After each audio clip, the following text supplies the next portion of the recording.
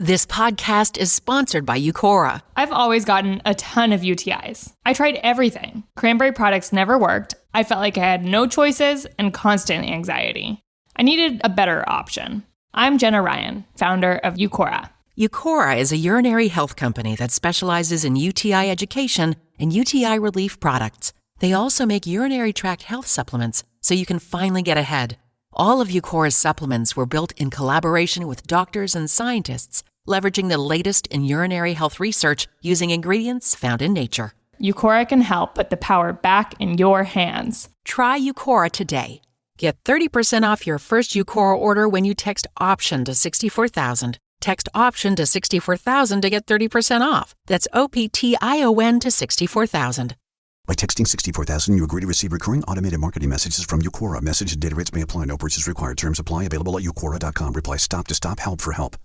Shopping these days can be underwhelming, but at QVC, we believe those who love to shop deserve a living, breathing way to shop, where product descriptions are alive with demos by creators, chats with inventors, and hosts who know the most. From self-care and kitchenware to fashion trends and forever faves, at QVC, we bring life to products and products to life. Shop QVC.com/podcast and use code QVC15podcast for $15 off $30 for new customers. This is shopping brought to life.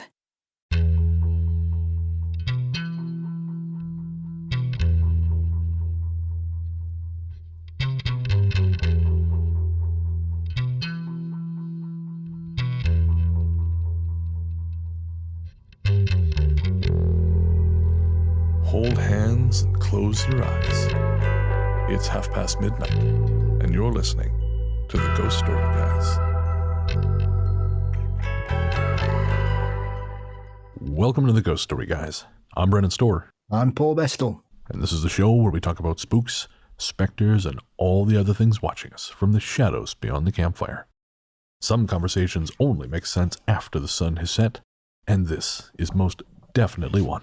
Thanks for tuning in. This is episode number 161, and we're coming to you from that tiny mountain cabin you dream about, but can never quite reach. Paul, my friend, how you doing? I'm very well. I'm ecstatic. It is a new world, and that new world has Frankie Goes to Hollywood back in it. Yes, you were saying off air that if they should announce a reunion tour, you will sell not only your own organs, but mine, to get those tickets. Yes, and anybody else's who wants to donate them, I will happily sell them on the dark web. Got Tor fired up and ready to go. So we'll see. We will see. I'm like a little kid again. So how long has it been since Frankie Goes to Hollywood broke up? 36 years. Holy smokes. So they have been apart longer than they were together by a factor of 10? At least. Probably 12. Wow. All right. As for me, I've really kind of had a boring week. There's a lot of work. As I mentioned, I went and go see Evil Dead Rise on Monday, which I really enjoyed. Had a lot of weird together. We had a recording on Monday or Sunday, and then we had the live show last night, Wednesday. And prior to the live show, I went to go see the comedian Doug Stanhope at La Nationale here in Montreal, and basically, the way the show was meant to be scheduled, I would have had plenty of time to see the show and then get back across town here to be back for the time for the live show. But there's apparently some kind of rule in Montreal, or with his club at least, where he had to have a 20-minute intermission very early on. So at about 9:20, I had to leave because the show was at 10 and I still had to get back across town on the metro. And I just had these nightmare visions of the train being out of service, because that'll just randomly happen here. They'll just close the doors and they'll say something in their moon language that probably tells you what's happening, but I don't speak it. So, I basically just look at their Twitter account and wait for the English version to come up a day later. And I just had these, nightmare visions of being stuck underground like it's the Blitz, and I'm not supposed to be at something to which I've committed, because that's torture for me. But thankfully made it. Stanhope was fun. Not as fun as the last time I saw him. He was trying out some new material, so it was pretty loosey-goosey. And I mean, he's a good enough comedian, he can make that work, but he bobbled a couple punchlines and basically just said, well, I'm going to take that again. And okay, well, you do you, brother, I guess. You've earned this. You've been doing this for a long time. You can just do whatever the hell you're going to do. But Yeah, he was not on his A game, but it was still fun. Cool. And of course, we launched our new mini show, Talk Spooky to Me. Yes. And that's going to be either once or twice a month. We haven't quite nailed down. We're going to basically every other week is what we're aiming for. But there's some scheduling stuff coming up next month that, may make that a challenge. But either way, yeah, that is just a straight up listener mail story. Not listener stories, but listener mail. The stuff that up until episode 160 was in the B segment before the stories, that is now its own separate show. So if you want to hear me and Paul answer listener comments, questions, get sidetracked talking about kung fu TV shows, that is the place to look. We really hit a nerve with that one, talking about that TV show Monkey. We've had a lot of people sending us comments saying, I remember Monkey, and other shows like it, because the story is, it's Journey to the West, the famous Chinese story Journey to the West. And I think there's also a show called Journey to the West. There's a new show called like The New Adventures of Monkey. So we touched a nerve with Monkey Kung Fu is what happened. And so, yeah, if you want to check that out, it's Talk Spooky to Me. It's on the Ghost Story Guys feed. And we also have brought back our featured artist segment for that show as well. So if you've got an independent band and you want to have a song featured on that show, get it in front of a not insignificant number of people, or a comment or question for that show, shoot us an email at ghoststoryguys@gmail.com. And yeah, we will do our best to get your song, comment, or question on there. Yes, and I will continue to surf the cultural zeitgeist. I love it. It's like having a guide leading me into the unknown. What will we find? Yeah, be the water margin next. I cannot wait to find out what that is. Lang Shang Po. I think Paul has challenged me to a fight. So, before we do that, though, we should thank our patrons. This one's for the patrons. Patrons, you are the monkey to our Tripitaka, which is to say you protect us from that big scary world out there, and I don't know what we'd do without you. Paul tells me that's correct. So, if that is incorrect, please blame Mr. Bestel. For real though, guys, we could not do what we do without our patrons. Everyone who listens to the Ghost Story Guys, your downloads make us who we are, but patrons are the ones who truly allow the show to continue. You help pay for the show, you help pay for our bills, and we cannot tell you how much we appreciate it. And of course, we'd like to thank all our patrons, but we would especially like to thank our latest patrons. They are Roz Manriquez, Tina Claycomb, William Torres, Shannon Steyer, David Alonso, and Christine and Dante Bellafato. Guys, thank you so much for your generous support. Again, I cannot tell you how much it means to us. And while we'll wait till the end of the show to tell you about all the cool shit you get, we will say for $1 a month you get an ad-free feed. Who doesn't want that? Ads suck. I mean, the ads that Paul and I read, they're very funny, but the rest of them are garbage, and we don't want you to have to listen to garbage, but also we have bills to pay. So, if you want to avoid all that garbage, $1 a month at ghoststoryguys.com gets you that, or pardon me, at patreon.com/ghoststoryguys. You can also subscribe to us on Apple Podcasts, and that is very similar to the patron feed. There's only one or two things you don't get, but we like to think that the convenience of having everything in the Apple Podcasts app makes up for that.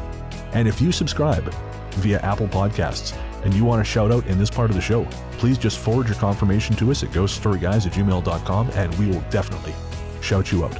Apple doesn't give us the option to see who our patrons are or our subscribers are. We just know basically at the end of the next month, we know that someone subscribed the month before.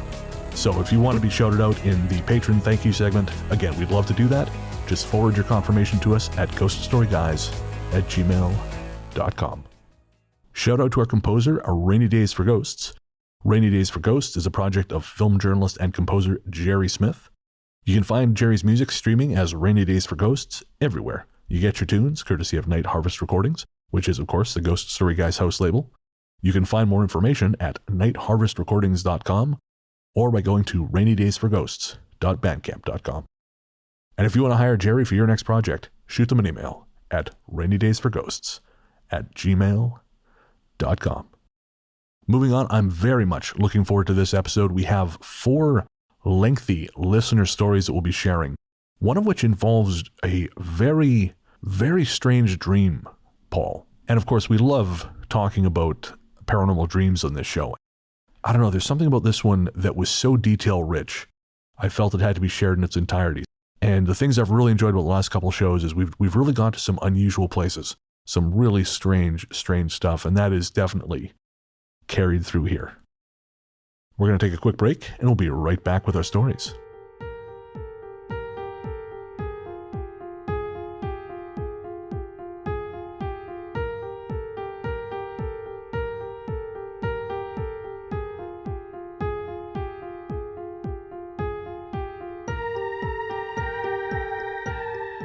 Creepy Green Light from Caitlin. I just recently found your show when searching for episodes on Missing Time. It started me on the 4-episode arc of Missing Time, the 2 Dream shows, and then Glitch in the Matrix. I love them so much. They're exactly the kind of unique stories I've been looking to hear. Since then, I've started listening to many more and worked my way through the list. I'm emailing with my own story because something stood out to me right away when listening, and that was the mention of green balls of light a few times as a reference. It jumped out because I have my own experience with a green ball of light. After my experience, I tried to research about it, and while I did find stories of floating lights and floating blue fire, I have rarely heard green balls of light. I am really excited that there may be others with similar experiences out there. I haven't found the episodes yet featuring stories of this phenomenon, but it is something I am looking forward to. After listening to your episodes, I felt I could trust you with my story. As an added bonus, I noticed that Brennan talks about growing up in Revelstoke, which is a few hours' drive from where my story takes place. Without further ado, here's my story. Back in April of 2018, I had an opportunity to be a backcountry cabin caretaker for a week. This cabin was set in the Kootenay Rockies of British Columbia. This is a region with many mountain ranges, all known for its towering beauty. For anyone who doesn't know the area, it's beside the Canadian Rocky Mountains in the southeast of the province. April in the Rockies is still winter weather, so the snow was 5 feet deep or more, and the majority of days were snowing. The hut I was caretaking was more remote, despite being accessed off a small 2-lane paved road labeled as a highway. From the cabin, it's about a 20 to 30 minute drive in either direction to the next town on a winding road between mountains. The cabin itself didn't run on electricity at the time, but did have a cast iron fireplace and little propane lamp. You're removed enough that there was no cell service except when you turn on the solar power for a limited amount of time per day to connect to Wi-Fi, which I didn't yet have access to. So, for all intents and purposes, I was off the grid. I hadn't been to this region before, and was so excited about the opportunity to be living in the mountains that I actually, stupidly, didn't do much research on the town itself. Instead, I researched the mountain ranges for winter hiking and snowshoeing and places I wanted to see along the way as I drove the 9.5 hours to get there. This will come back to haunt me, pun intended.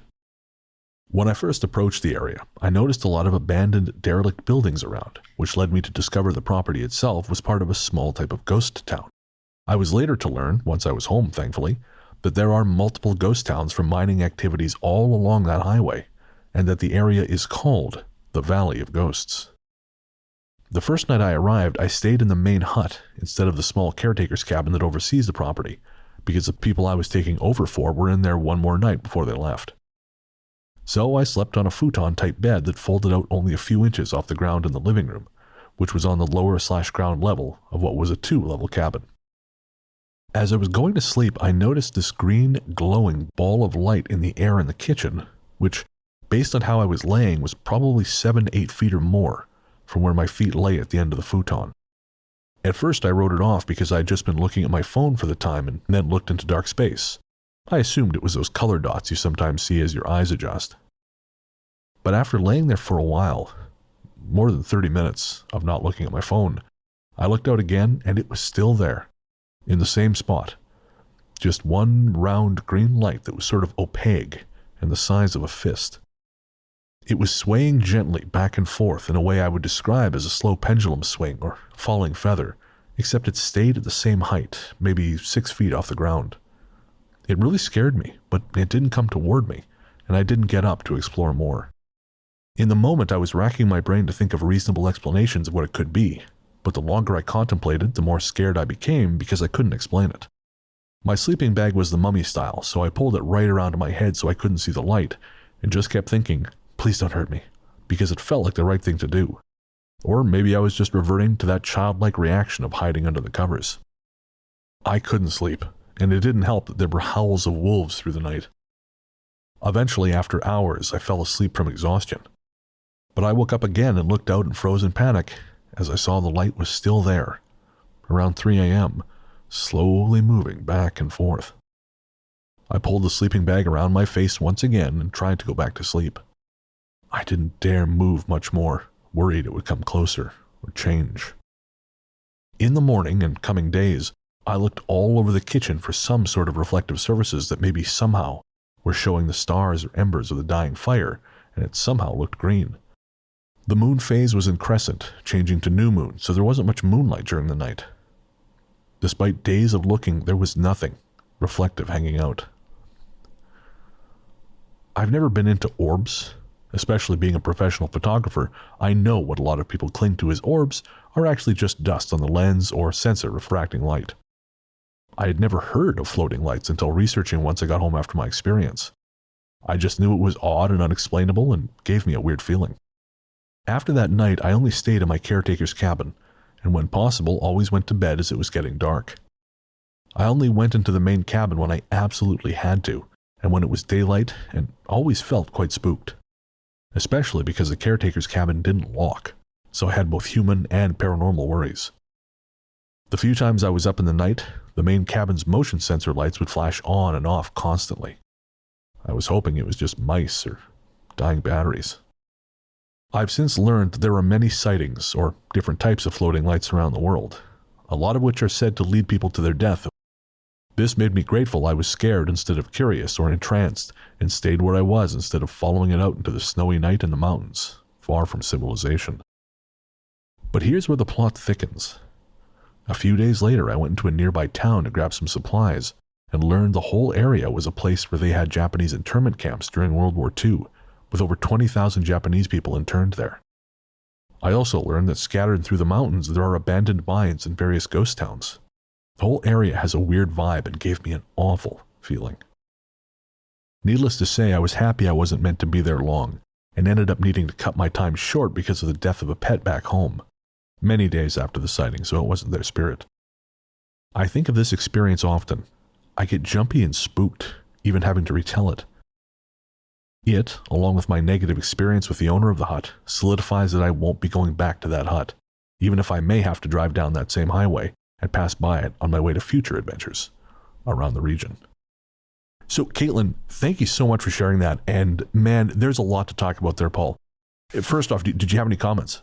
Green balls of light are exceedingly rare outside of the field of ufology. Really? So what is the association there usually? There was a big flap after the Second World War where a lot of people were seeing green balls of fire in the sky, which were explained away as ionizing or meteors with a high ion or ionization level, which was causing them to burn green as they fell to Earth.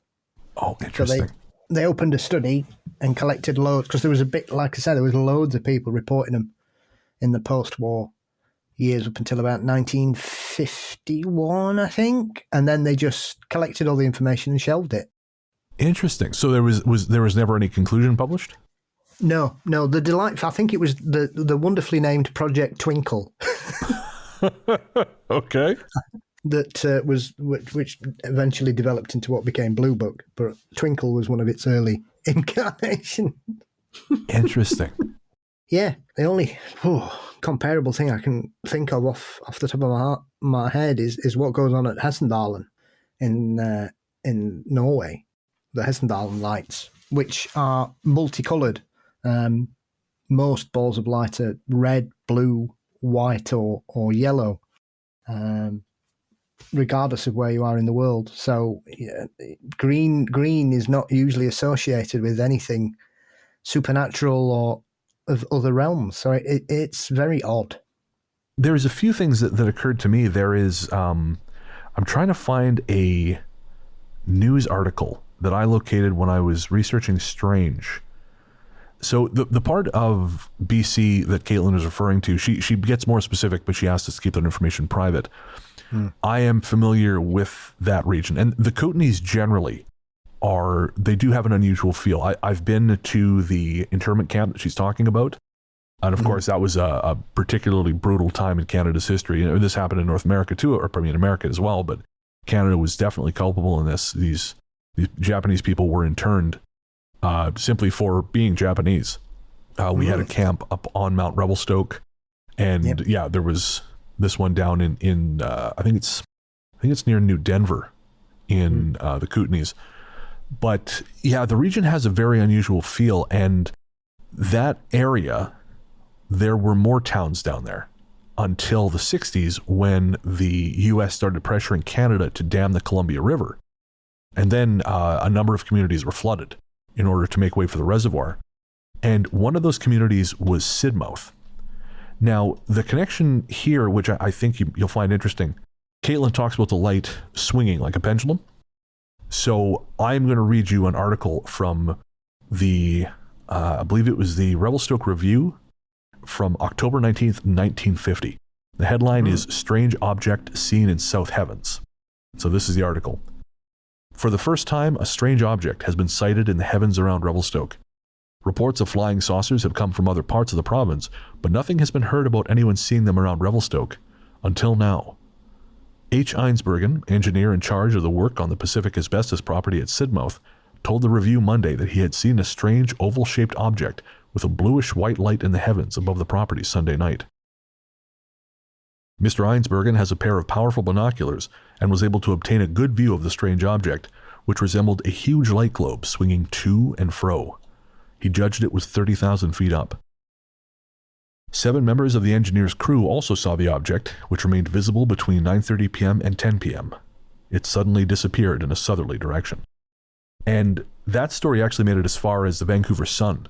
And of course, that's blue, but it's fascinating that it moved in the same manner that Caitlin described. How peculiar. Yeah. There are, I mean, Caitlin's right, there's a number of ghost towns dotting that area. There's Sandon and Cody are 2 that I've been to. And Sandon is easier to get to. It's almost like an open-air museum in a lot of ways. There's a bunch of old transit buses there from Vancouver, which you can just walk in and on and around. But Cody is harder to get to. Cody is really off in the bush, and I went there once. I'm pretty sure I've told the story on the show, but to get to Cody, you don't so much go down a road as you go down a collection of rocks roughly in the shape of one.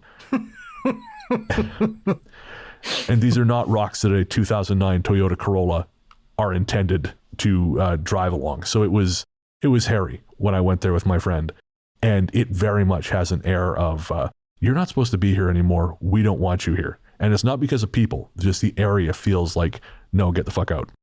It's very pretty. It's a very pretty region, but it's also very quiet. And it just, again, it has this feeling like a little bit like Squamish, you know, the town of Squamish north of Vancouver, that whole side of the mountains, Squamish and Whistler. I always feel like the land there just does not want you there, and it really wishes you would just leave. And in fact, now that I'm thinking about it, the author Steve Stred, who we've talked about on the show a few times, we've run some of his ads, he told me a story that his wife had happened to her in the town of Trout Lake, which is one of the communities that are sort of in that region. And Trout Lake is almost completely empty. But I'm just going to see if I can find that story from Steve. All right, so I found the story, and yeah, this is something that happened to Steve's wife, and he wrote about this for the website Ink Heist. So I'm going to read that here. Steve says, "Hi, I'm indie author Steve Stred, and this is my personal paranormal/ghost experience. I have been together with my wife Amanda for many years now. This is year 20, in fact. When we started dating in high school, her dad used to bug her about seeing dead people, much like the kid from The Sixth Sense. During one particular family get-together, I was told the story of how my wife was friends with a ghost. We grew up in Nakusp, BC, Canada, which is a very small town. I actually lived 30 minutes outside of town in Burton, which is even smaller, but attended high school in Nakusp, which is where we met. When she first moved to BC from Alberta, she would spend time in Trout Lake, located near the Galena Bay Ferry, headed towards Revelstoke. In Trout Lake, there is a hotel called the Windsor Hotel, which is now over 100 years old. The original owner, Alice Jowett, purchased it in 1907 and lived well into her 90s. In 1946, at the age of 93, she sold the hotel. Some say after she passed away, that she returned to live in her former residence. My wife's grandparents and mother worked at the hotel for a few years. They all lived in the hotel, and my wife and her mom lived in a room on the 3rd floor. My wife was 6 at this time. The hotel was known to have some ghostly activity, but my wife was the only one who played with Alice and could see her. Alice would set off the fire alarms when certain people would come by, as well as turn on the lights over top of the stairs. Many days they would discover Amanda playing and singing with Alice. When they would ask her who she was playing with, she replied that she was playing with her friend Alice. The hotel was Amanda's playground while she lived there, and Amanda's mom said they believed Alice was watching her and making sure she was safe. Years later, in the cusp, they moved houses. They ended up renting a house that had an upstairs and a downstairs. When I would come over, I would typically sleep in the basement. At the beginning, I would sleep in a smaller room in the basement, but it always creeped me out. Amanda said she could feel the presence of John and Peggy, the former owners, in the house. I would always sleep with the door closed, and sometimes would keep a small light on. One night I was sleeping in the basement room when the door opened. An older lady came in, smiled at me, and said, "I'm sorry, I didn't know you were sleeping." She then closed the door and left. The next day, Amanda asked if Peggy had visited me, because she felt her presence a lot before I went to sleep. I don't know if ghosts exist. If you ask my wife, she will tell you they do. But that was without a doubt one of the strangest, freakiest moments of my life. Goes to show you that's a creepy part of BC. I was just thinking as well, because one of my brother's neighbours once told me about them being, she's obviously Australian, and she said, "Oh, you and Dean are really into strange things, aren't you?" I said, "Yeah." And she told me about the time her and her friends were chased by the Min Min lights, which is a phenomenon that's mostly in the eastern part of Australia, so New South Wales, Queensland, predominantly. There are some reports from Western Australia, but the majority of what are considered Min Mins are over on the east side. And Right. I think she said it changed colours through like white to yellow to green to red to blue to white, and just kept circulating colours constantly while it chased them. And I was like, "Oh, well, how long did that go on for?" She said, "Oh, it chased us for about 30 minutes. We were driving." I was like, "What?" Oh, man. Yikes. So, yeah. I mean, the Min Min lights are very, very strange anyway. And one of those that people try to explain away. One of the best best explanations for the Min Min lights, oddly, was an owl. An owl? Yes, of course. Owls are green? Apparently so. Or they just presume that we're, just because something is out there doesn't mean it's an explanation. And perhaps sometimes people just need to say, "I've no idea," rather than just talk bollocks. I mean, that seems pretty thin. Because I think they put bioluminescence forward as an explanation, but there's no recorded bioluminescence that's as bright as any of the witnesses have reported at the Min Min lights. Do they think they live in Pandora? No. Bioluminescence. Jesus Christ. And I will say, Caitlin included a bunch of potential rational explanations, but she had ruled each one of them out. She didn't just sort of blithely assume, "Oh, this must be something paranormal." Like, no, this is something much stranger. Yeah. I did a very similar thing about when I saw my ball of fire in the sky, that I went through that whole, is it something reflecting? Is it doing this? Turning lights off, moving around, standing up, sitting down, checking the lights coming off the road weren't bouncing off anything else, but it wasn't. Yeah, you went as far as to actually contact some official bodies, didn't you? Yes, I contacted the British Astronomy Association because I was completely nonplussed by it and presumed I must have seen either a meteor or a comet. And when I told them and explained what had happened and how long I'd seen it for, I was told it was neither a meteor nor a comet because I'd watched it for too long. One last thing, Caitlin. I used to know a woman a long time ago who was very sensitive. And she once asked me about red orbs, because there were several times where she would wake up in the night and there was a red orb sort of hanging in the corner of her bedroom. And she actually went so far as to have several like optical and neurological examinations done because she wanted to make sure there wasn't something seriously wrong. And everything came back clean. So it would just appear to be some, and again, she had many paranormal experiences. She was a very successful businesswoman, so she tried to rationalize these things, but she tried and she could not make this make sense. But this red orb would just appear in the corner of her bedroom when she would wake up at night. And her husband wouldn't see it, but, or rather, I think it might have disappeared when he would wake up, but it was always there. And I think for stories of orbs, I want to say definitely the first Los Angeles episode way back. There was a story about an orb in downtown LA. I don't think it was green, but definitely there.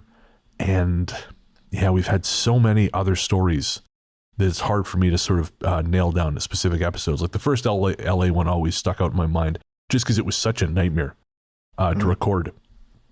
It was, I remember, like, I was so excited to do an LA episode that I just made it like hell on myself because I tried to cover too much ground. Like a dog who is so hungry, he's just so excited to have dinner, he eats it too fast and throws it all back up. That was a little bit like me back in the day.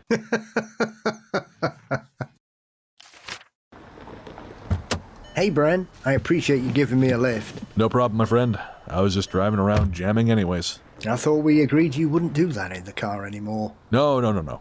Jam is a new way to share bite-sized audio. Whether you want to connect with your family, a community, or hundreds of thousands of followers, Jam gives you a unique way to communicate through short audio, the simplest and most intimate way to connect. So it's like podcasts. Are you trying to put us out of business, man? Not at all. Jam isn't an alternative to podcasts. Far from it. It's a way to start listening before diving into a podcast. Just like there's time in the day for TikTok and Netflix, Jam provides a great way to get a quick summary of what's going on from lots of voices. With categories like news, entertainment, parenting, health and wellness, education, and more. I've even set up a Jam for fans of the Ghost Story guys called 30 Spooky Days. Every day in the month of May, we'll be jamming out a different short-form true-life ghost story from our archive.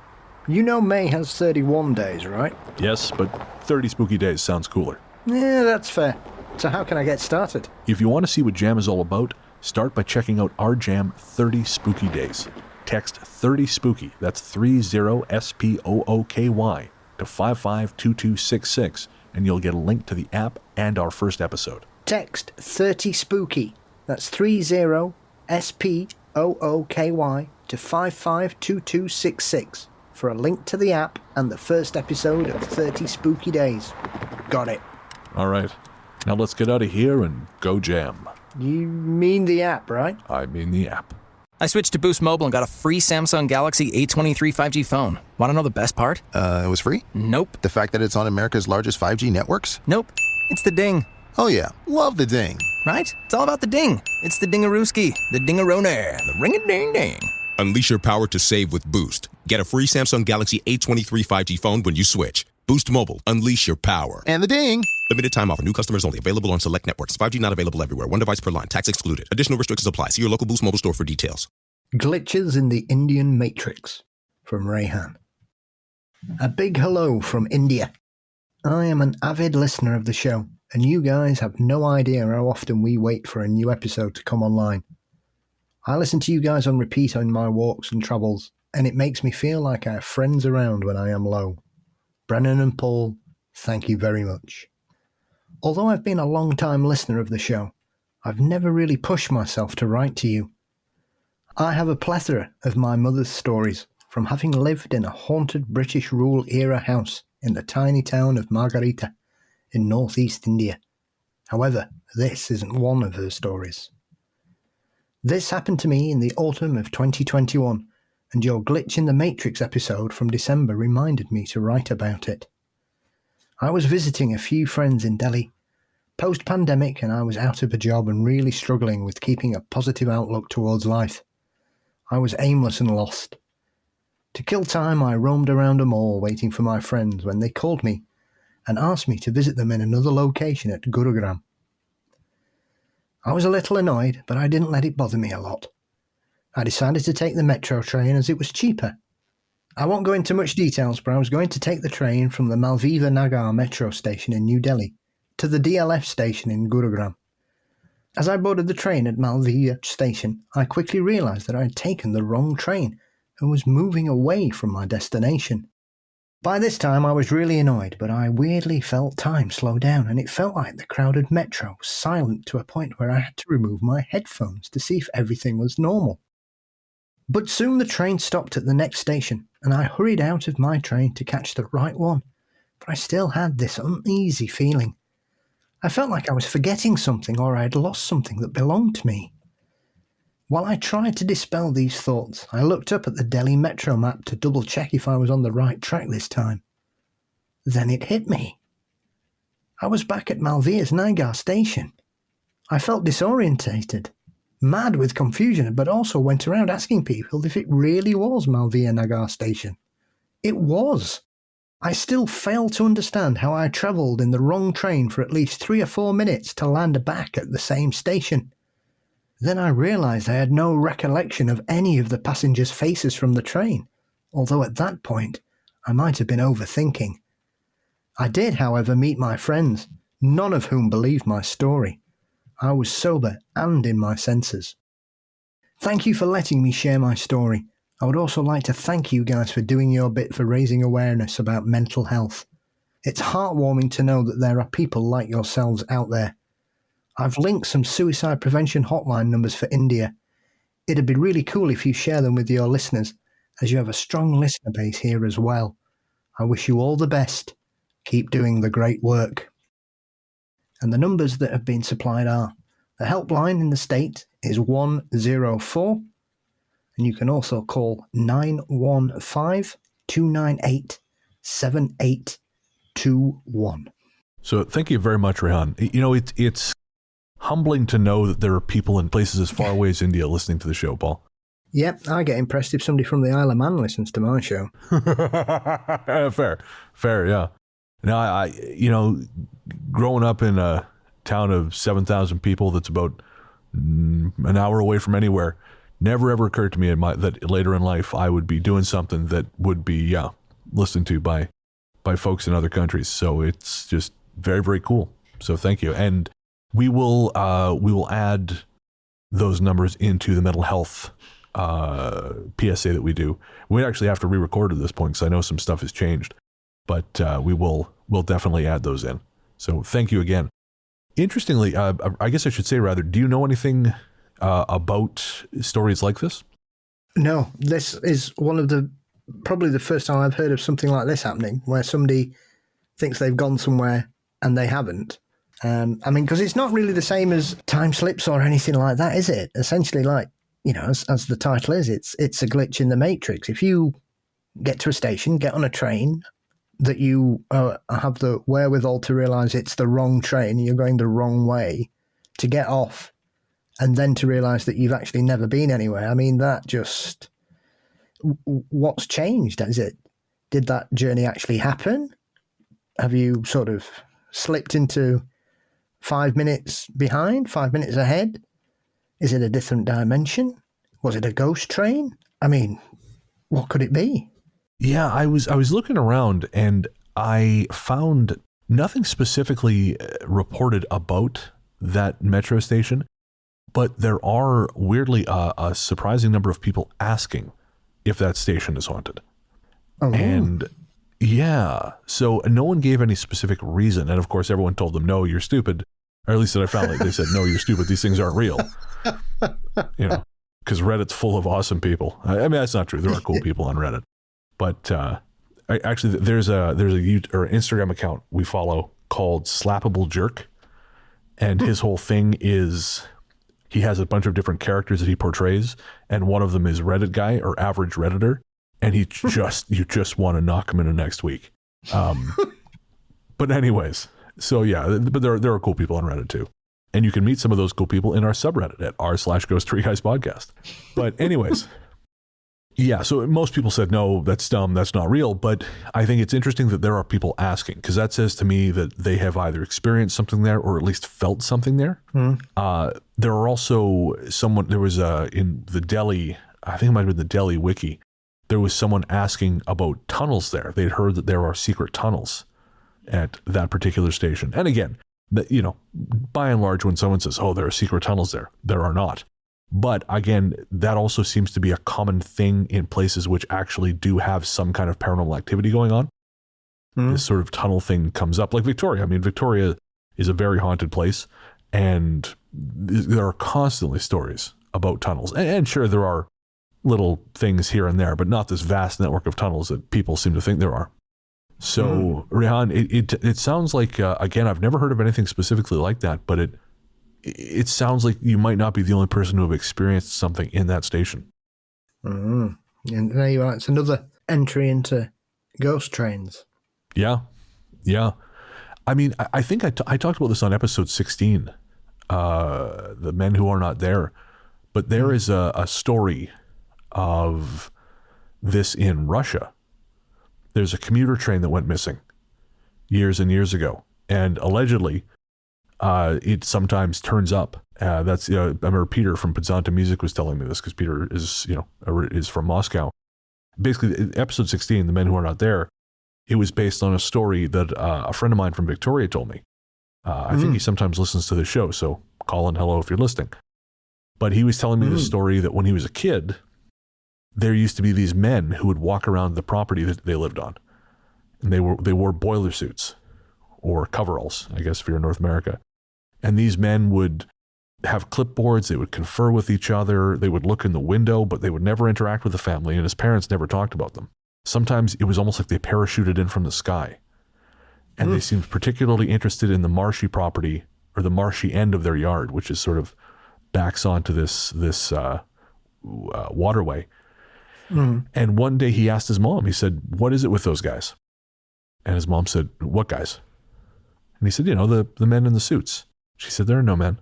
And after that point, he never saw them again. What's really caught me about that is, and again, if you go back to episode 16, we did a whole show about this kind of stories, but I mentioned this to Peter, and he said, "Oh yeah," he said, "that's not uncommon. That's a thing in Moscow." He said, "No one knows what they're working on or who they work for. They just seem to turn up and do things." And he said, sometimes they come in on this train, and no one knows where the train comes from. No one knows where it goes to, but these guys in boiler suits turn up and they're just working on stuff. And I just thought that's such a strange thing to have accepted as like, oh yeah, no, this is the thing that happens. And I mean, it could just be an urban legend, but I trust Peter's judgment. But yeah, because that was a thing that turned up a lot, this sort of men in boiler suits or men in coveralls. Again, check out episode 16, way back if you want more about that. But it sort of all falls into that sort of sense of like liminal space where things cross over where they're not supposed to. And, you wonder if maybe he got on a train, but maybe he got on one of these trains that wasn't supposed to be a train you normally would get on. Like maybe it's one of these coverall trains, and they just put him back. They said like, "No, you weren't supposed to be here." In a way, like you've walked into something that you actually shouldn't have walked into. And so they just have to kind of put you back where you started, because no, you shouldn't have seen this train. Yeah, I'm completely at a loss, but I'm certainly going to keep my eye out for anything similar I come across than Rehan's story. Fabulous. Yeah, same here. We'll keep an eye out. And if anyone else from India has stories about that station, shoot us an email, ghoststoryguys@gmail.com. Face to face with a shadow, from Paul. Not that Paul. I'm Paul from Bolton, Northwest England. Many people in my family are sensitive to the paranormal or have experienced the paranormal in some way. I have a few myself, but this is probably the weirdest of the bunch. I'm in my early 40s now, but when this happened I was 14, and it was the summer of 1995. It was a late afternoon around 4 p.m. and still very light. I was standing near the back door in the kitchen of my mom and dad's house. My dog was stood in front of me, and I had just put some scraps from my tea in his bowl. The English called dinner tea, just so we're clear, folks. Suddenly he lowered his head, bared his teeth, his hackles stood up, and he growled. He was a wire-haired fox terrier Jack Russell cross, but he was not food protective and was usually very placid and mild, so this was very unusual behavior for him. I stood up straight and noticed my shadow on the wall near the door getting darker, until it was so beyond black it was devoid of color. I realized my dog was not protecting his food. He was scared. The shadow then stepped away from the wall as a fully 3D being and was only feet away from me. My dog ran away, but I was frozen with fear. Back then, I was around 5'4" and this thing was the same height as me. It had no facial features and a smooth outline. It had shape and form, but at the same time was so dark that it seemed like a void. It had no eyes that I could see, but I could sense that it was looking at me. This being and I stood and stared at each other for what felt like 5 minutes, but really must have been mere seconds. I was terrified, and it seemed shocked that I could see it. It then raised its arms up so its hands were above its head, then shot up into the ceiling in a puff of smoke the same color as the being. The smoke dissipated as soon as it had appeared, and I could move again. I had no idea what I had seen, as I had never heard of anything like a living shadow. Also, I don't know anyone who had seen something like that. At the time, the internet wasn't what it is now, and we didn't even have a computer to access it anyway. I spent many years worrying that I'd had some kind of mental illness or something. Then, years later, I found a website where other people had written about their experiences with these shadow people. In the past 10 years, I've heard a lot of people talking about them on various podcasts. I don't know what they are, and I'm not going to pretend that I do. They could be ghosts, they could just as easily be interdimensional travelers. All I know is that I saw something that I don't understand. Other people in my family have seen this shadow person, but only in glimpses. I have seen another since at a friend's house, and though creepy, in comparison, that one was nowhere near as scary. One way I can describe the being was like a person in one of those full-body morph suits, but without the seam around the edge. When I first saw someone wearing one of those, I nearly shit myself. Thank you so much for all your hard work on the podcast.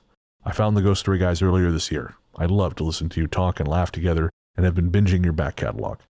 I've been doing the same with Mysteries and Monsters too, which is also one of my favorites. Keep up the good work, lads. Well, thank you very much, Paul. I guess we should call him Other Paul. Bolton Paul. There we go. Thank you very much, Bolton Paul. Both for the kind words and the story. And we're actually going to be doing a big shadow person episode sometime in May, late May, I think, probably when I'm back in Victoria. So if you want to send us your stories, ghoststoryguys@gmail.com. If you've had a shadow person encounter, we would love to hear from you. We're going to be doing the episode regardless, but the more listener stories we can incorporate, the better. It's actually a bit of a collaboration we're doing with several other podcasts, and we're very, very excited for. But again, that's down the road. Moving back to Bolton Paul's story. Paul. This Paul. Here, Paul. Ghost Story Guys. Sheffield Paul. What are your thoughts, Sheffield Paul?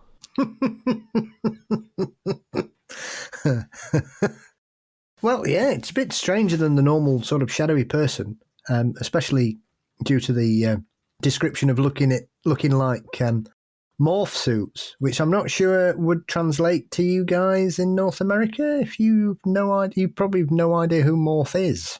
I mean, I'm aware of what a morph suit is. I did not realize that it was, named for like Jim Q Morph or something.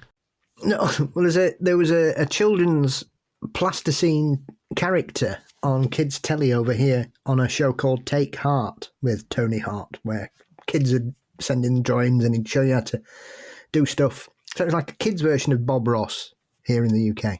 Okay. And there'd be some funny sketches and stuff. But he also had a plasticine man called Morph who lived in a box on his desk, who was always like nicking his pencils and stuff. Right. And he had a brother or a friend called Chaz, who was a shitbag. Okay. Leave it to British kids shows to have there's one character. That's Chaz, he's a real shitbag. And a dog, a plasticine dog. Forgot what the dog was called. But anyway, and obviously it was just, Morph was brown and Chaz was grey. And they were just all like that. So that's why they're called morph suits, because they look like morph. Okay. I it never occurred to me where the name came from. I was aware of the term morph suits, but I didn't realize there was that morph was a thing. Mm. Yeah. It was a very, very well-loved children's TV character of the 70s and 80s here. I'll be damned. And for our listeners who don't know, a morph suit is one of those full body, I guess like a Lycra suit. Mm. That covers your head and your entire body. Actually, anyone who's watched Always Sunny, Charlie dresses up in a green morph suit in several episodes. The Green Man, I think he calls himself. And yeah, I remember the first time I saw one of those in black. It was unnerving. We've touched on this topic before. I think the thing is that all bets are off here because nobody really knows what's going on with this.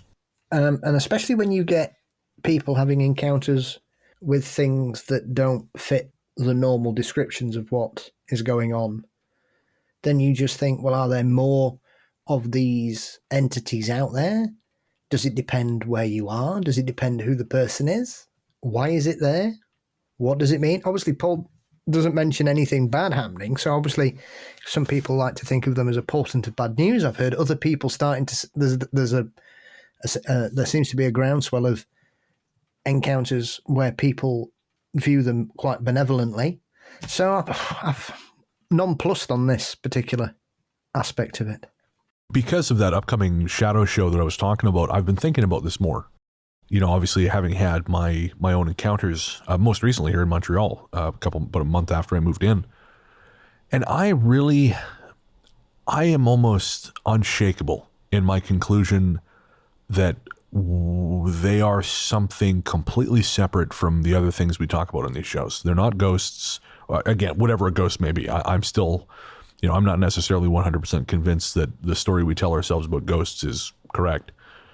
But I think they have agency. I think unlike a lot of the things we talk about, I think they're not natural phenomenon. I don't think they're, you know, what's the word I'm looking for? Elementals or something like that. I think they have agency all of their own. And that is almost more unnerving than the elemental stuff, because in elemental you could say, all right, well, that's just, you know, that's the planet. The planet's going to do what the planet's going to do. But these things seem like a kind of human-ish intelligence, but completely separate from us at the same time.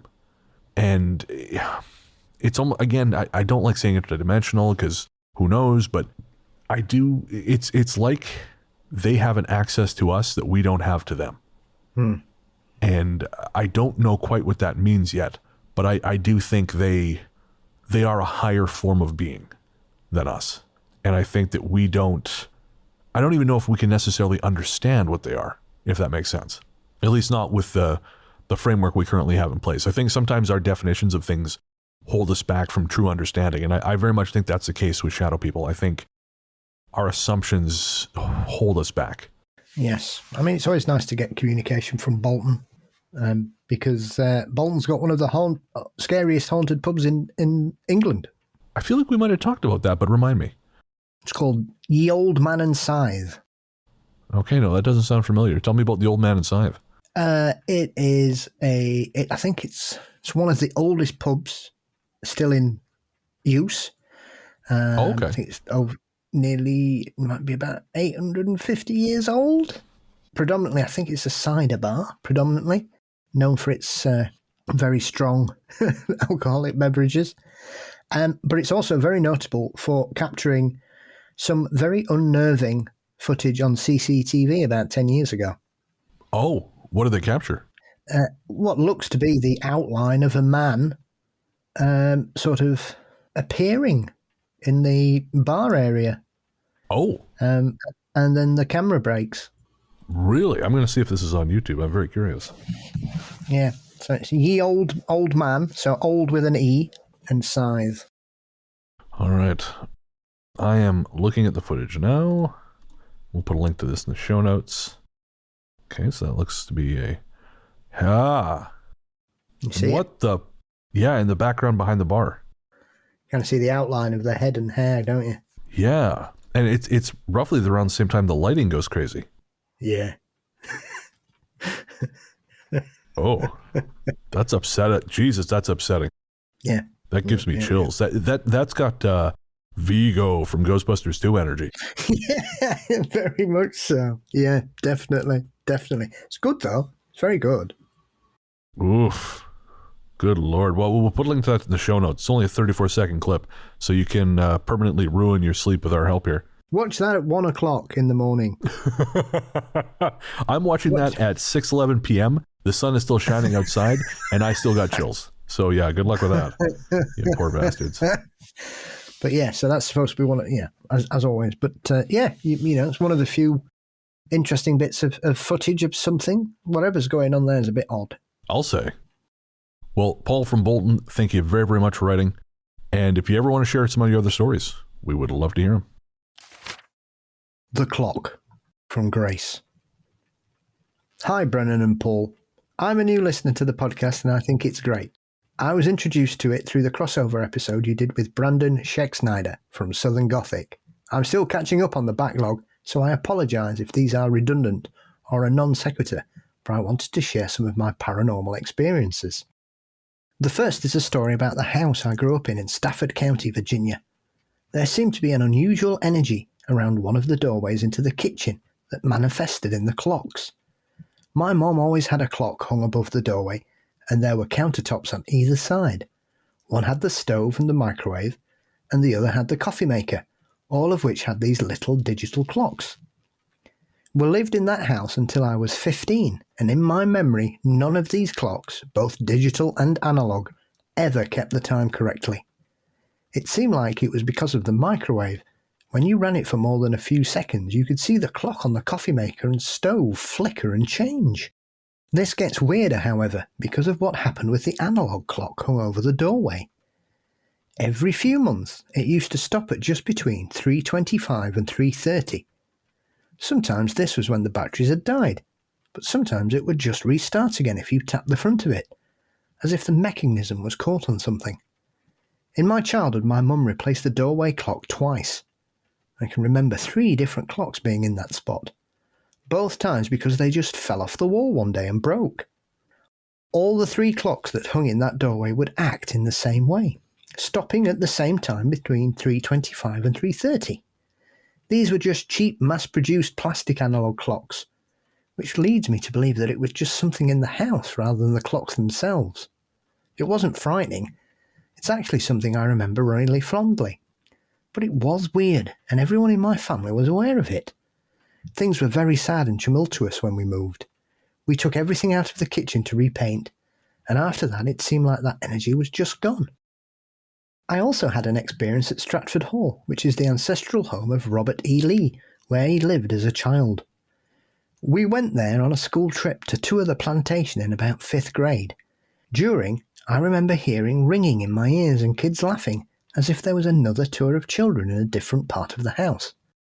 At the end of the tour, we were allowed one by one to walk into a front parlour that was normally gated off, so we could see the fireplace grate, which had 2 little cherub faces on it. Apparently, on the day they were supposed to leave, Robert E. Lee ran back into the house to talk to the angels and say goodbye to them. When it was my turn to see them, I remember feeling like one of them had turned its head to look at me.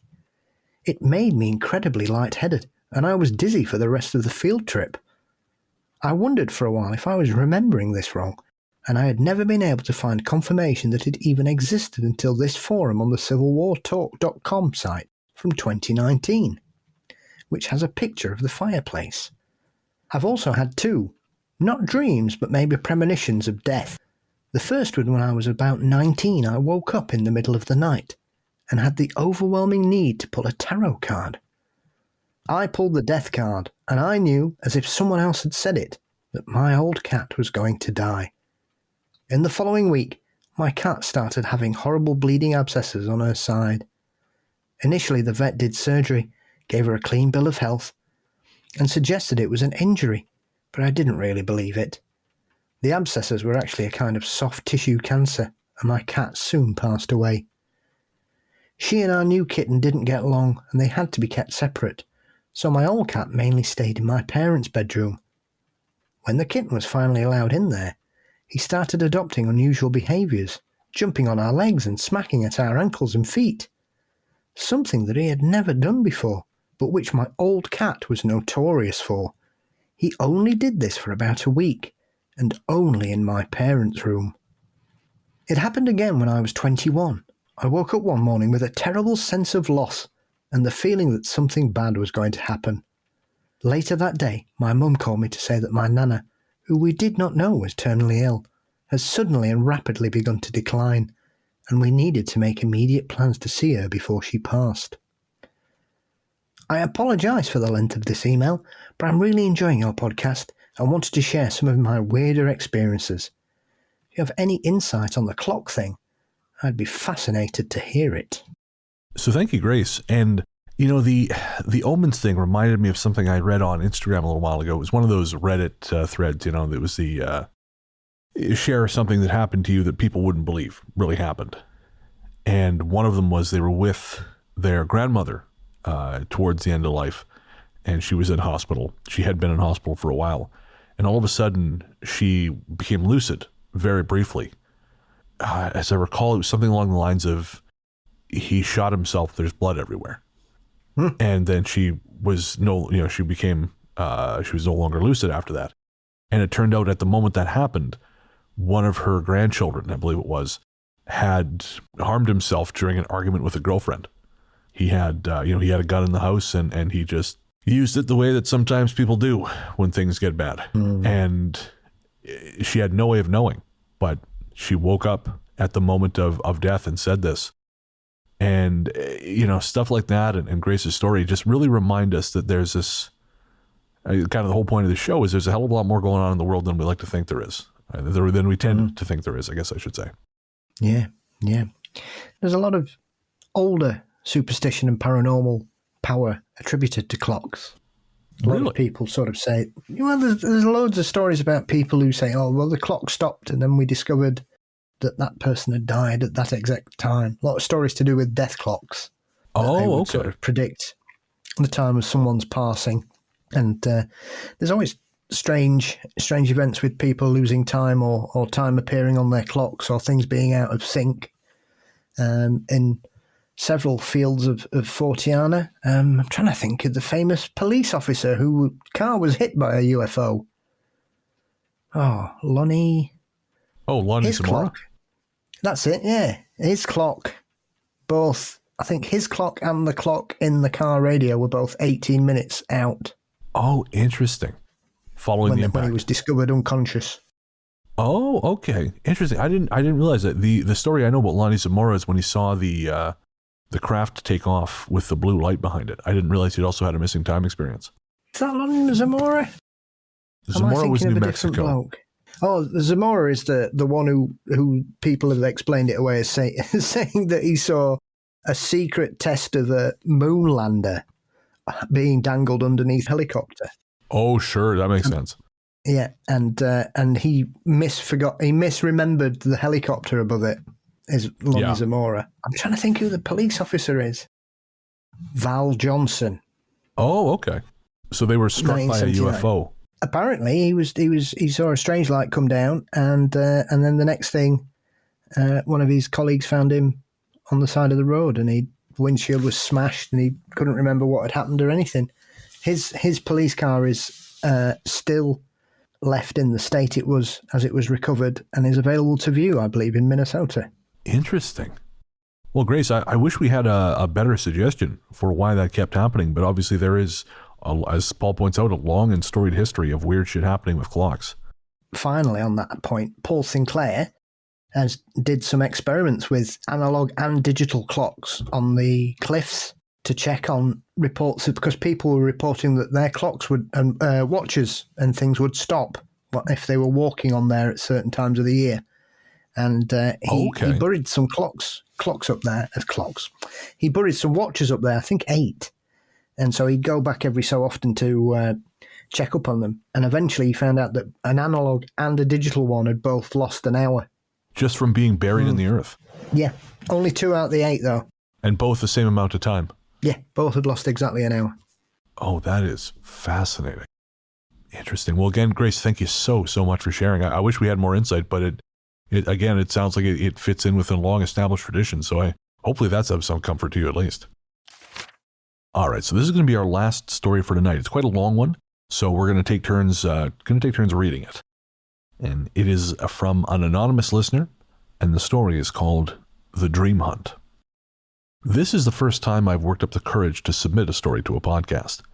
Because you have been so respectful of the people who send you stories, in addition to your penchant for analyzing dreams, I decided to take the leap and send in a dream which happened to me recently.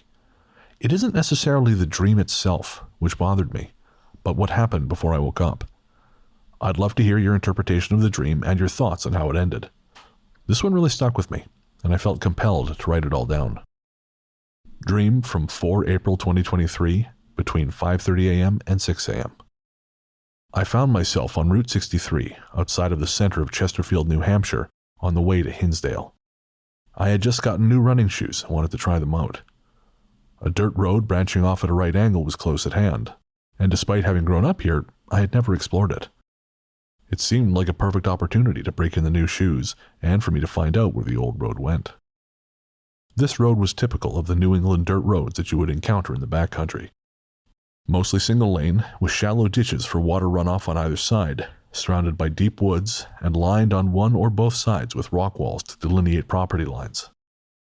The particular topography this road ran through consisted of a tree-filled shallow ravine on the left side and a steep embankment on the right side that went up for about 10 feet and was crowned with a rock wall. Due to the height of the embankment, not much else was visible past the rock wall other than tree canopy. Shortly after leaving the main highway, I found myself enveloped in the woods with the road laid before my feet, and I began to jog toward whatever awaited me at the other end. I never made it that far. About a half-mile along, I saw a faint path laid into the upward climbing embankment on my right side, with a small break in the stone wall at the top to make passage easier. From my lower vantage point, I couldn't see anything beyond the stone wall other than what appeared to be the top of a large stone cross and a clearing in the trees. The cross looked to be made of marble or some other white stone, and it had the characteristic weathering and black mold streaks from years of exposure in the New England environment. I figured I was looking at the entrance to an old cemetery. I looked around for any identifying signs, since most cemeteries in New Hampshire towns are clearly marked, but this one was lacking any such amenity. Now my curiosity was aroused, and I decided to deviate from running and do some exploration. I climbed up the path to the stone wall and walked through the opening to where the white cross was. I don't know if dream details are like this for everyone, but my dreams tend to reveal significant details only one item at a time to me. It's as if I have tunnel vision, or that my dreams render themselves as I go. The first thing I focused on was the cross. It was standing completely by itself next to the entrance in the stone wall, and it was embedded in a cylindrical base to prevent it from falling over.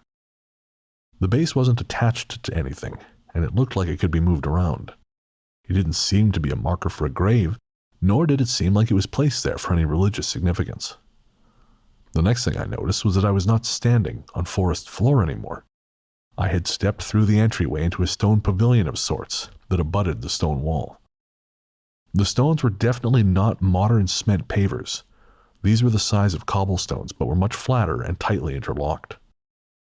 If I had to guess, I would say the pavilion followed the stone wall along the road for about 100 feet before it ended at another stone wall boundary running at a right angle to the road. At this point, my eyes were drawn to the largest feature, and my jaw dropped. I was looking at a large stone building with a slate roof that was either a church or a mausoleum. It didn't seem to fit either category since there was no church-like spire or bell tower, but it had windows not characteristic of a mausoleum. The stone appeared to be cut from granite, and the structure was built after the fashion of simple, unadorned Gothic architecture. I was surprised by all this, and I thought, how the hell did I grow up in this town and not know about this? It would have been an ideal spot for teenage hangouts and parties for sure.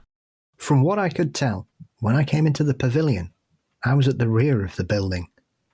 The pavilion was laid out in the shape of an L, where the bottom of the L sat between the roadside stone wall and the back of the building, and the vertical part of the L ran along the left side of the building, towards where I would expect the entry doors to be. This plot of property was surrounded on all sides with trees and rock walls clearly marked the boundaries. From my vantage point, the right side of the building butted up against one of the rock walls. I really wanted to know what this place was meant for, so I walked along the side of the building towards the end I hadn't seen yet. One odd detail I realised later was that the pavilion itself was completely devoid of any forest trash. No leaves, no broken branches, no dirt. It had a clean, swept look. This is unusual for New England, because crap constantly falls off trees and storms blow a lot of stuff around. My first surprise came as I neared the front of the building. Standing on a 4-foot-high pedestal was a greyish-white stone statue of a figure draped in long flowing robes. It had a pair of wings, skeletal hands, and a grinning skull for a head that looked down at anyone who passed by. It was tall, too. The figure was about 6 feet high, which put its head somewhere around 10 feet off the ground, after accounting for the pedestal. The craftsperson, or perhaps a vandal, had the brilliant idea of removing the back of the skull so daylight could pass through the empty eye sockets. I realised the statue didn't really represent the Grim Reaper, who is typically depicted as carrying a scythe. This was more an image of an angel of death. It sent chills through me, and I got my first inkling of fear and a sense that things weren't exactly all right. Now this is where all the fun begins. While I was looking at the statue, my body was positioned such that I was even with the front left corner of the building, with the entryway doors just barely visible to my right. The whole building, which I would guess was 100 feet long by 30 feet wide, was built up on a raised mound about 5 feet higher than the level of the pavilion. Instead of stairs leading up to the entrance, a grass-covered ramp had been built up to the doors. Directly opposite the doors to the building, 30 feet away, was a large open front shelter, such as the three-sided shed commonly used for animal shelters or equipment storage. The shelter protected a raised platform that was a foot tall, made of concrete and flat fieldstone, and was about 10 feet in depth. The platform and the shelter were slightly wider than the width of the building, and it took a right turn and connected with the far side of the building that butted up against the woods. The part of the platform directly across from the entryway doors was empty, but the section connecting to the building had a pile of unidentifiable broken wood chunks and a rotting metal structure. It took me a few seconds, but I finally puzzled out what the mess was. An ancient pipe organ and church pews which had rotted away from being exposed to the elements. This was either a gutting out of the building's interior, or it was an outdoor setup for a choir and an organ accompaniment. I had turned back to look at the Angel of Death statue again, but I detected movement out of the corner of my eye. I turned towards the building just in time to witness a grey figure rapidly gliding down the ramp and disappearing into the ground in front of the low platform opposite the building's doors.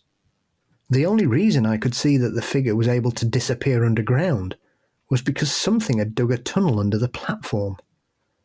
I then noticed that there were 4 large flagstones set flush in the ground up against the low platform, and they were spaced equal distance apart along the length of the platform. The flagstones appeared to be made from the same white marble stone as the cross by the stone wall entryway. They were about the size of a twin-bed mattress, and I knew without being told that these stones were tomb covers. However, 2 of them had been disturbed.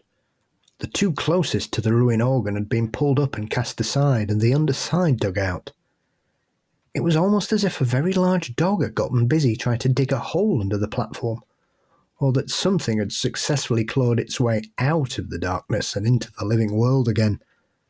It was into one of these holes that the grey figure had disappeared. I felt compelled to take a step closer, and as I did so, I clearly heard a disembodied voice excitedly whisper, "He's here!" That stopped me in my tracks, with my fear ratcheting up another notch. Looking at the hole in the ground, I could tell that something was illuminating the interior because not all was dark inside, and I could easily see the walls sloping down deep under the platform. I could also tell something wanted me to step closer and look inside, as if it was inviting me in.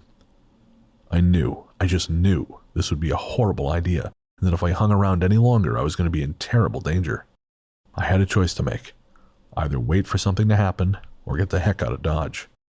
I opted for the latter and turned to leave. Do you know the feeling of turning your back on something dangerous and walking away, and knowing you shouldn't run because if you do, it's going to chase you? That's what I felt when I turned to leave. Whatever was there didn't want me to leave because I heard another loud whisper, "He can't leave. We've been waiting too long and we don't have much time." What really scared the crap out of me was when a countdown started. Some wispy voice began counting backward from some random number, I can't remember what, as I walked back the way I came in. Without needing to be told, I knew that I needed to be out of that pavilion before the countdown ended. As I got closer to the cross by the entryway, I could tell that I had enough time to get out before the count was done, and that it didn't mean having to run. Still, I felt I shouldn't run at any cost. That all went out the window when the tempo of the countdown changed. You know how kids like to cheat at hide and seek by rapidly running through the last 10 or so numbers of their counting? Well, something made a last bid at keeping me there and totally cheated. Throwing caution to the wind, I sprinted the last few feet to the stone wall, and I did what felt like a beautiful swan dive over that last invisible barrier. As I jumped, I heard a loud whooshing sound from behind me, as if something was rushing at great speed toward me. I tumbled down the embankment path and landed hard on my back in the middle of the road, where I lay with arms and legs splayed out. I knew I had made it, but I still wanted to put more distance between myself and whatever that place was. I knew I needed to wake up, even inside my dream.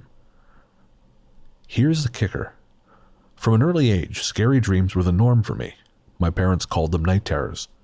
In these nightmares, I've drowned, I've been run through with a sword, I've been shot, I've been in fatal accidents. I've gone through some scary stuff. But when my young mind couldn't take any more, I always woke up very rapidly. It was a quintessential movie scene of someone sitting bolt upright from a dead sleep, wide-eyed and heart racing. As I got older, I was able to gain enough control in my dreams to be able to put a stop to them by forcing myself to wake up, kind of like a rapid eject. This time, however, my mind and or my body refused to respond, and I felt like I was paralyzed somewhere between lying flat on my back in the middle of a road and lying in my own bed. I was literally stuck in a gray zone that was featureless, soundless, and timeless. I felt something was trying to hold me back, and it would drag me off into oblivion if I let it.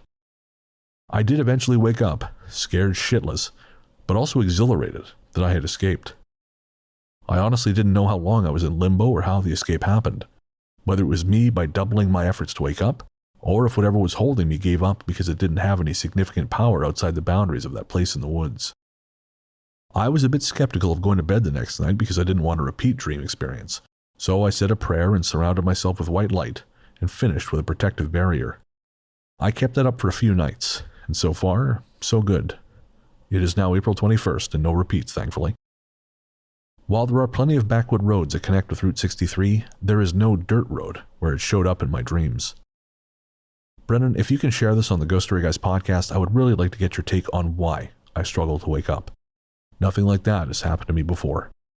So, Anonymous, that is incredible. And ordinarily, if someone sends us a dream that I think is just a dream, I'll always thank them for sending it, but I won't necessarily read it out on the show. But that was so rich with detail, and I really feel like there is something significant happening there, Paul. Mm-hmm. I think, because again, dreams, it's important to remember that dreams are, even dreams which are prophetic or which, where we go somewhere that's not just in our heads, I truly think that does happen. They're still very subjective in their depictions.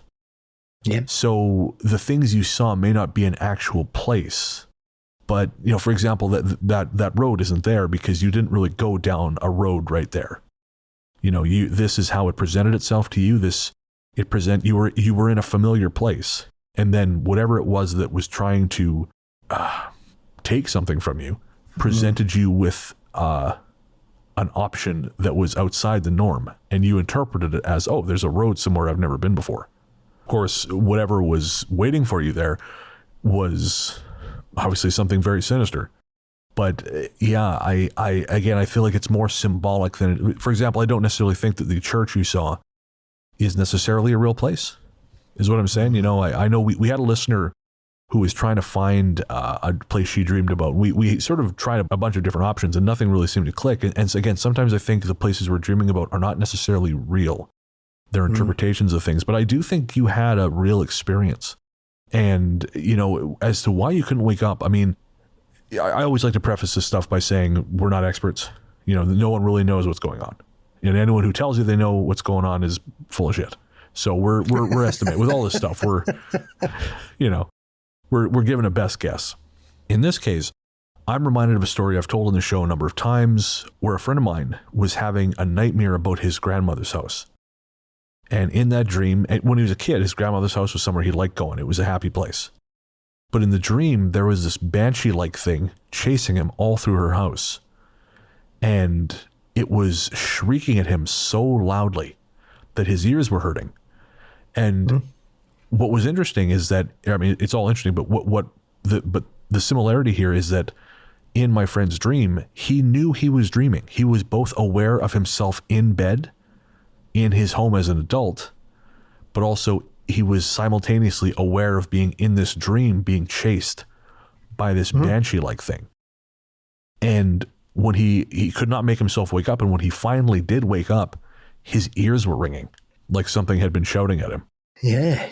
And I sometimes wonder if there is a possibility that, Dion Fortune used to say that the subtle body leaves as you dream and goes places.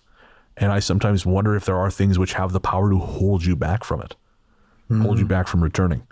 It's a deeply dark and disturbing story, I have to say. Yeah. Did you have any thoughts? Well, as you've said many times, without wishing to bore anybody, dreams are not my forte. But yeah, there's this sinister undercurrent to it, isn't it? This whispering, half-heard voices, planning, malicious intent. Yeah, as you say, Anonymous, I'm not half bad at dream interpretation, but none of that reads to me like something that is easy to psychoanalyze. There's nothing where I can say, oh, this is, you're concerned about X, Y, or Z. There's even more than narrative at work here. This feels like something very, very old and very hard to comprehend, hard to wrap your head around. Stranger and stranger. Yes, sir. I love that the longer we do this show, the weirder it gets and the less we know. As it should always be. Yes, sir. I will never get bored. Anonymous, thank you so much for sharing with us. Again, I hope we helped shed some light on it. I don't know that we have. But if it happens again, please do let us know. And I love the fact that you keep a dream journal. I think that's really important. I think more people should do that because I think it tells us a lot about what's going on inside our heads and helps us kind of parse those thoughts. And when these things do happen, I think it really allows us to get some understanding of that place we all go. So that's going to do it for our listener stories for episode 161. Thank you so much for sharing with us, folks. Again, it is our privilege to hear your stories, to have you trust us to tell them appropriately, and we would love to hear more. Shoot us an email, ghoststoryguys@gmail.com. Again, if you are sending in a story, we'll try and get that into a main show at some point. And if you want to send us a comment or question for the Talk Spooky to Me mini shows, send that to the same place and we'll try our best to get it on air.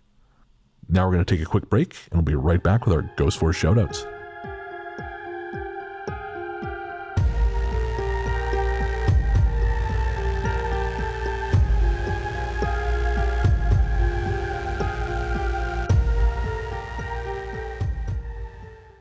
Hey there, listeners.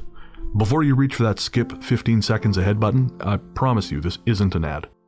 We wanted to take a minute to talk to you about mental health.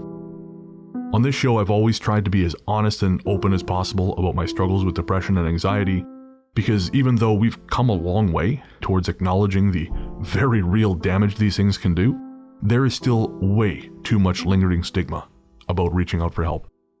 And when you start to feel like there's no help, it's easy to start feeling like there's no hope. But Paul has joined me today to remind you there is always hope and there's always help. We're not going to try and talk you out of self-harming right now, because we know that's not how it works. Instead, what we wanted to do was tell you something now and hope that should things get bad, you'll remember it and make a phone call or send a text message before you make any permanent decisions. As someone who knows all too well just how important mental health can be, it's never too late to reach out.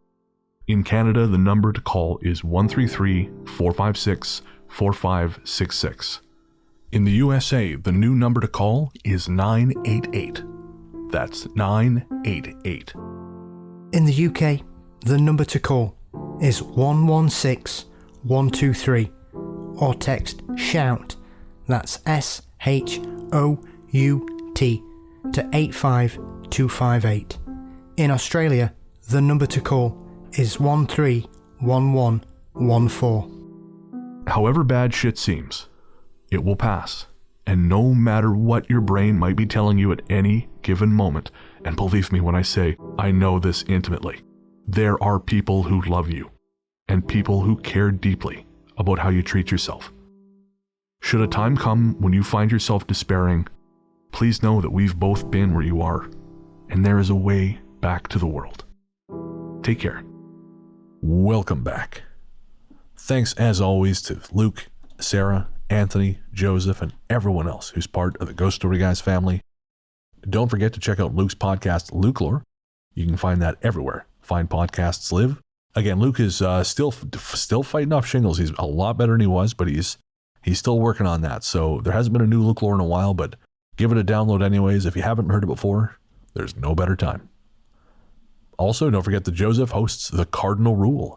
So if you are a fan of NFL football or the Arizona Cardinals, check out The Cardinal Rule on YouTube. Finally, thanks to you, my friend and co-host, the inimitable Paul Bestel, the paranormal Johnny Carson himself, host of Mysteries and Monsters. What's coming up on M&M, Paul?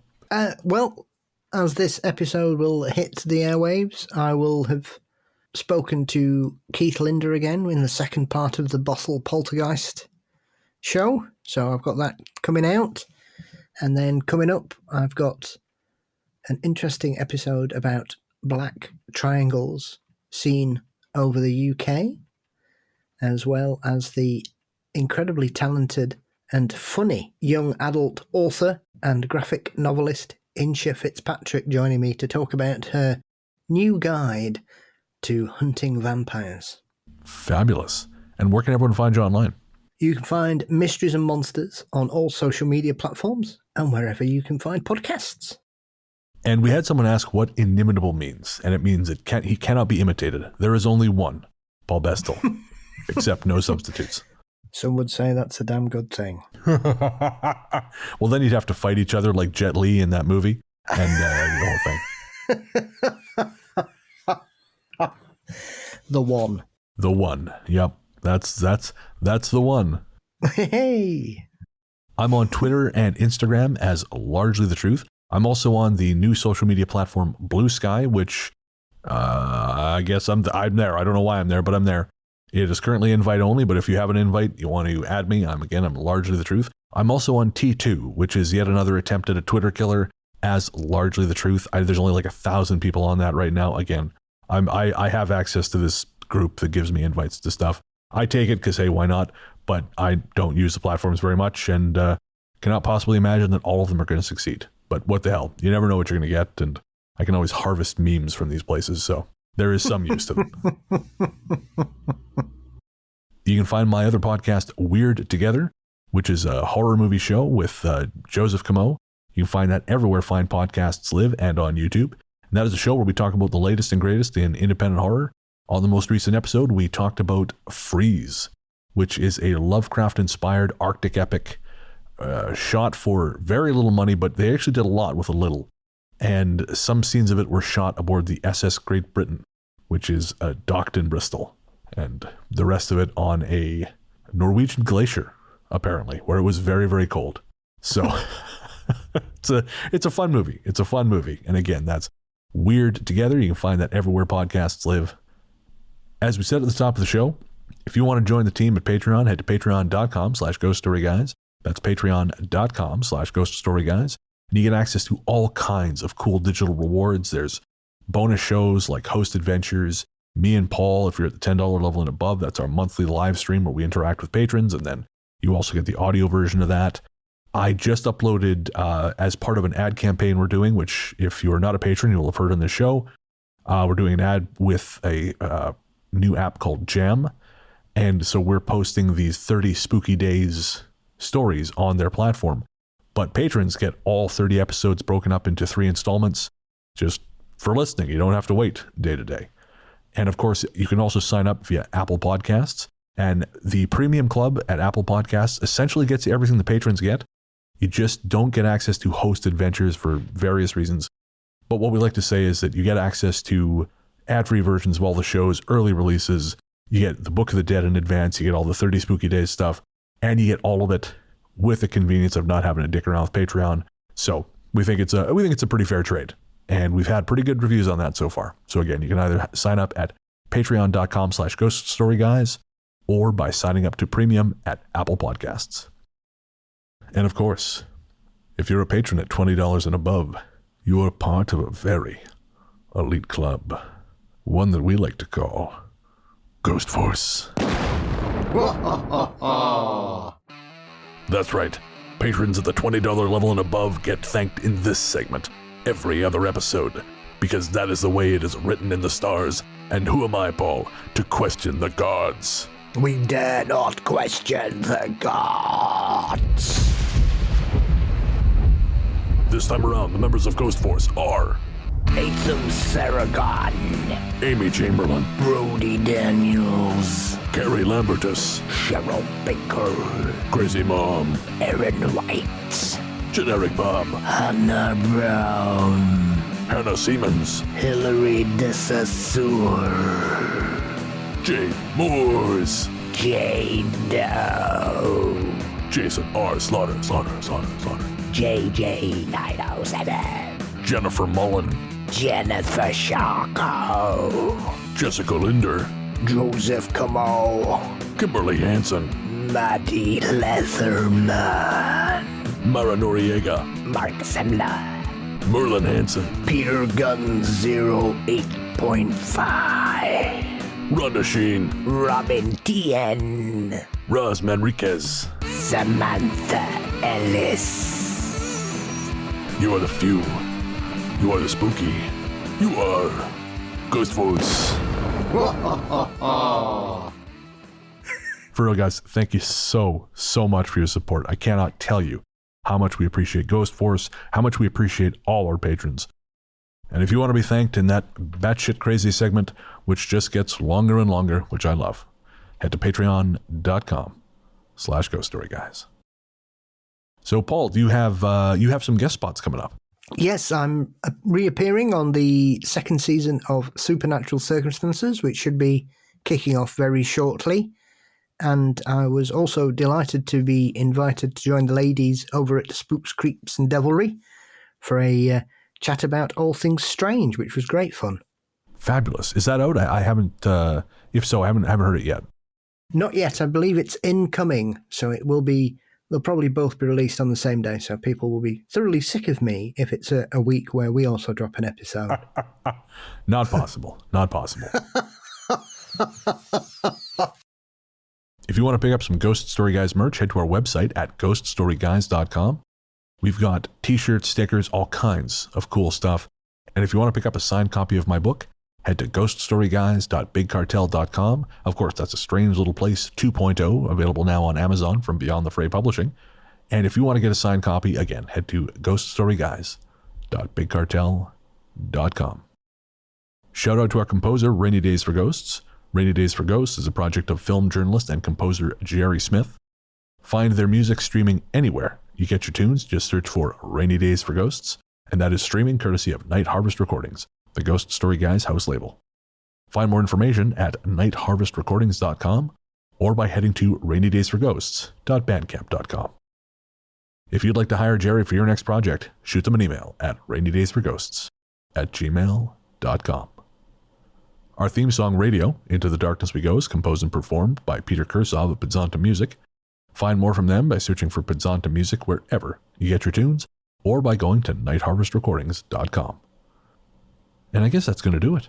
Well, we'll be back in a couple of weeks, but until then... Into the darkness we go.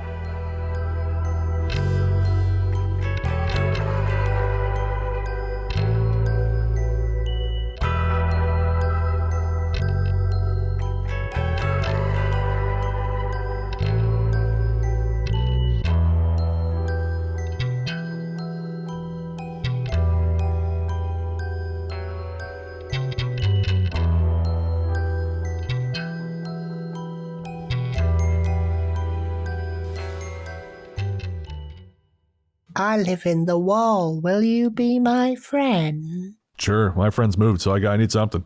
Maybe we'll hang on the walls. We'll go spy on some people. 161. Okay. I had to think about that for a second. Oh, yeah. Can't have that. Can't have people having fun in England in the 80s. No. How can we make Paul spend £200? Well, now it's how can we make Paul sell his organs? Not my organs. I told you. Oh, right. Sorry, my organs. Yeah, right. Now I get it now. I'm going to be hiding in the park at night. Fetch me my turquoise cell suit. The most difficult word I can say no problems and trip up over the word fucking stories. What's lager and lime? Lager, but you have lime cordial in it. Oh, is that good? Doesn't sound like it would be good. It is if it's 1978. Okay, there aren't many options. Yeah, that's it. We used to have lager and lime. These were usually for ladies. So a lady would have okay. lager and lime, lager and black, some black currant cordial. Okay. Or even some weirdos would have lager and orange cordial. Oh. So essentially, because the lager tasted like shit, they just wanted something that would make it taste nicer. Right, okay. I guess. Reminds me when I was in Germany years ago, my friend, he made me try Cola Weizen, which is wheat beer and Coke. No. Yeah, I remember liking it at the time, but I was also very, very drunk. Same kind of rules that you weren't allowed to drink a snake bite because apparently it made you mental. Snake bite. Half a lager, half a cider. Oh, God. I wouldn't drink it because it's garbage. It's very popular in certain parts of the country still, snake bites. Are these parts of the country that are also forbidden from having flavor?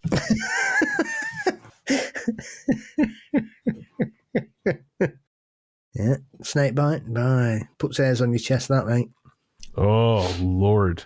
Especially if you had a couple of shots of blue balls in it as well. Curacao. And then you've got a green monster. Whoa. Oh, my God. 3 of them, you're flying. Yeah, I bet. A&E. Exactly. Yeah, whatever you don't throw up fuels you to punch someone else. Yeah. Or if you want to be really hard, you could have some black currant in your snake bite, and then it's a pint of diesel. I love that there are still names, all these grotesque concoctions, and you have names for them, you know?